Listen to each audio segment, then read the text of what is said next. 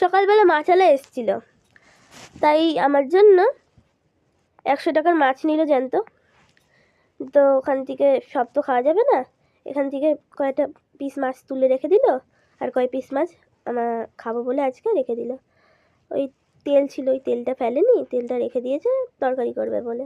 পরের পাটের তরকারিটা দেখাবো এখনই। এই লেজা আর ওই দাগা আমার জন্য, আর দুটো যে দাগা ছিল ওটা আর মাম্মি বাবার জন্য। আলু, গাজর, মিষ্টি আলু আর পেঁপে কেটে নিল, কড়াইতে তেল গরম করে নিল, আর নুন হলুদ মাখিয়ে নিল মাছের মধ্যে, মাছটা ভেজে নিল। মাছ ভেজে তুলে নিচে ওই যে তেলটা ছিল, এই যে তেলটা কড়াইতে ছিল, ওই তেলটা মাছের তেলটা ভেজে নেবে, ওটা পরের পার্টে দেখাবে তরকারিটা। এবার প্রথমে জিরে ফোড়ন দিয়ে দিল, তারপরে সবজিটা ভেজে নিল, নিয়ে নুন দিল, দিয়ে নাড়িয়ে চাড়িয়ে নিল, তারপরে আদা জিরে বেটে নিল, তারপরে হলুদ দিল পরিমাণ হিসাবে, তারপরে যে আদা জিরে বাটার যে জলটা ছিল ওটা দিয়ে দিল, দিয়ে নাড়িয়ে নিল, কষাবে ভালো করে কষিয়ে নিল।